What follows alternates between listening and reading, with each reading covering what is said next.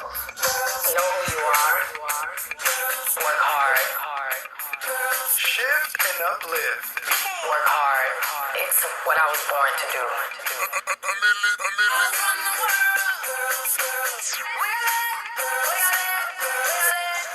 It's important for you to understand that your experience facing and overcoming adversity is actually one of your biggest advantages.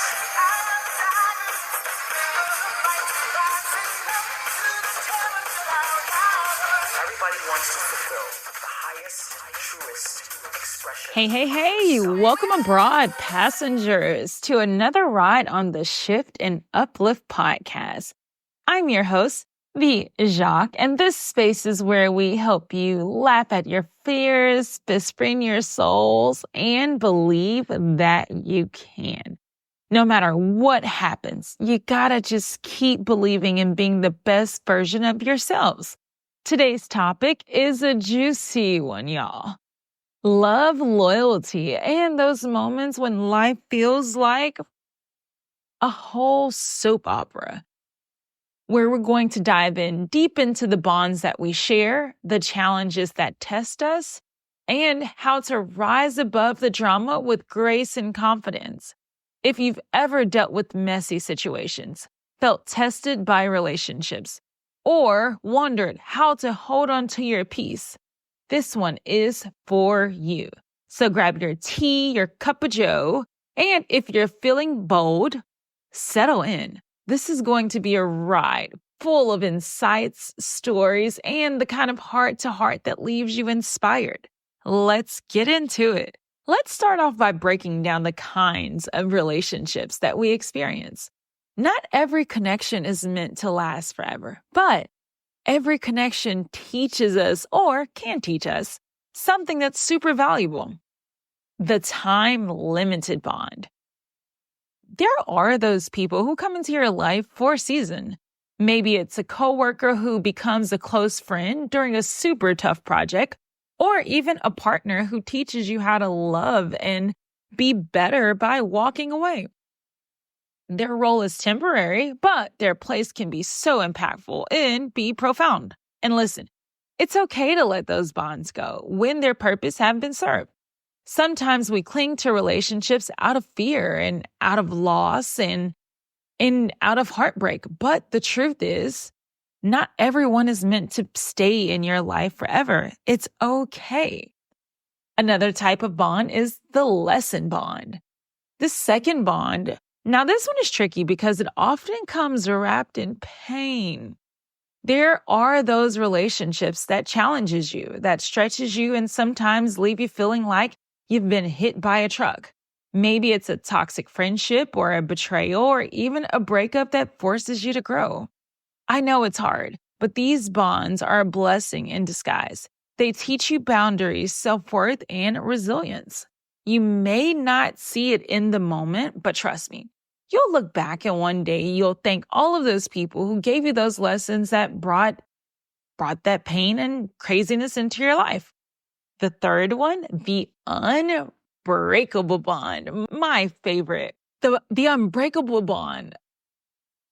These are those rare gems, the connections that no amount of drama and distance or time can break. These are the people who know you for you, your flaws, your fears, your quirks, and they love you anyway. When you have this kind of bond, the unbreakable bond, it feels like having a partner in crime, a safe space, and a cheerleader rolled all into one human being. These bonds are worth protecting. They're the kind of bonds to where you don't just survive in storms. You thrive through them together. So, story time. Let me set the scene for you. Imagine you're in a good place, secure, happy, and you're doing your best stuff, minding your business. Out of nowhere, the drama shows up like an uninvited guest at a dinner party. And someone decides to try to stir the pot, bring accusations and misunderstandings, and just straight up chaos to your life. And here's the kicker. It's not even about you. It's not your fault. It's about their insecurities, their projections, and their inability to handle their own stuff because their house is not in order. But somehow you're the target. Now, I'm not here to point any fingers or bash anyone. Let's be honest. We've all had moments of insecurity. Maybe they see something in you that they wish they had.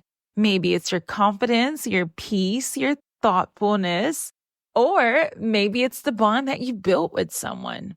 Instead of working on themselves and bettering themselves, they took the easier route and trying to create chaos in your life. Here's what I've learned though. When you've built something real, something based on trust and history, it doesn't crumble under pressure. Drama can knock at your door all day long, but it can't come in unless you let it. And let me just say this. When someone tries to dismantle your peace and your people stand up for you, that's loyalty. That's love. When they don't turn their back on you and they still stand by your side and message you and text you and love you, that's the reminder that you need right there, that those people in your life will always have your back. Oh gosh, psychology. The psychology and security in blame is unmatched. Now, why do people project their insecurities onto others? Why do they lash out when they feel threatened? Let's break it down. The need of control. Number one, the need of control. When life feels chaotic, people crave control. Blaming someone else for their problems makes them feel powerful. And even if it makes them delusional or it's just an illusion, it's so much easier to blame other people than to face their own insecurities. Number two, the fear of being replaced. Wah. Insecurities whispers lies. Insecurity whisper lies like you're not enough. They'll leave you for someone better. And when they believe those lies, they see threats where there may or may not even be one. Instead of working on their own self, they lash out. It's all they know. And number three, the enemy narrative. Woo. It is so hard to admit when someone we care about hurts us. So we create a villain in the story, someone to blame, someone to focus your anger on. But our healing starts with facing reality. Be real. Be real with yourself. Be real about the real issue. Stop creating an scapegoat. But this is the thing. You hear that? When drama brings you closer, people are not ready for that. Now let's flip the script for a moment. Sometimes the very drama that's meant to break you guys up end up bringing you closer to the people who matter the most. Think about couples or friendships that have weathered storms together. They've seen each other at their worst and they choose to stay. That's the kind of history that create bonds. That's the kind of history that no outsider can touch. When someone tries to create chaos in your life, it's an opportunity to stand stronger and show them who's boss. Use this as a chance to communicate and to support each other and remind yourself why you're in this relationship, why you guys have survived the storm, and why you're going to come out stronger on the other side. This is not the first thunderstorm or the first, Hold on, pause. It's not even a thunderstorm, okay? This is not the first sprinkling session that came no way, right? It's not the first thunderstorm and it's not the first hurricane. You guys are going to survive, right? So one thing I always say, when you know someone has been in a relationship for a long time, child, mind your business. You don't know what those people have been through. You don't know what they're telling each other. You don't know what they know about each other, okay? A lot of times people in long relationships know more about themselves than their own family. So you kind of gotta be crazy if you decide that you want to go knock on someone else's door to tell them about their partner, right? Now, tips for letting go what you can't control. Letting go is super hard, and we're not going to even act like it's not. But it's so necessary for your peace. Here's often how to start. Acknowledge your emotions. Feel the hurt, the anger, the confusion. Let yourself process it, but don't let it take over your life. Number 2, focus on what you can control. You can't control others people's actions, but you can choose your response. Choose grace and peace every time, then everything else is going to follow. Number 3, practice radical acceptance. Some things are so beyond your control that accepting doesn't mean that you're okay with it. It just means you choose to move forward. And if that's your way of doing it, then so be it. We will never be mad at you. And number 4, redirect your energy. Pour your love into what matters. If you have kids or your job or your career or your hobby, your goals, your passions, and the people who uplift you. Life is a big old lesson. And here's the thing, there are lessons in humility. Life has its very own special way of humbling us. Just when we thought that we had it all figured out, it throws us a curveball. But those moments are really gifts.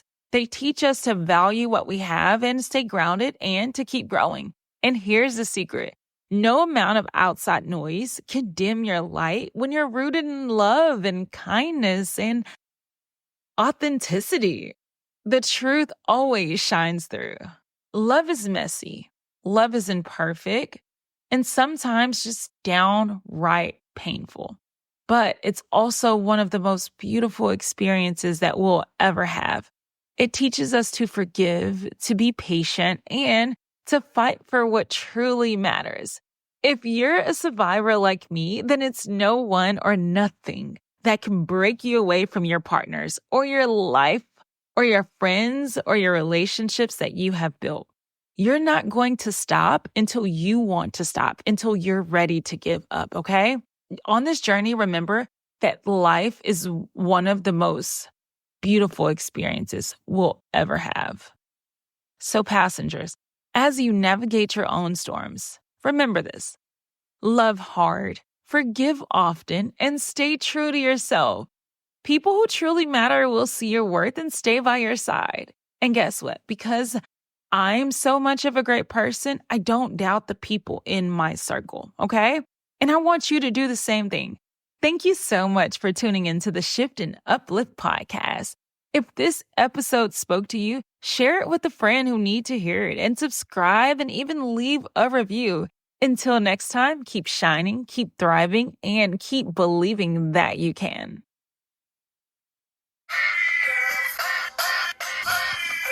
Trust yourself. Know who you are. Work hard. Shift and uplift. Work hard. It's what I was born to do.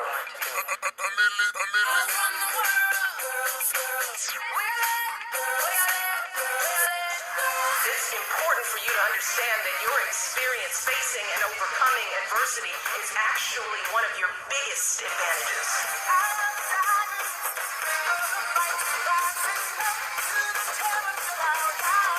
Everybody wants to fulfill the highest, truest expression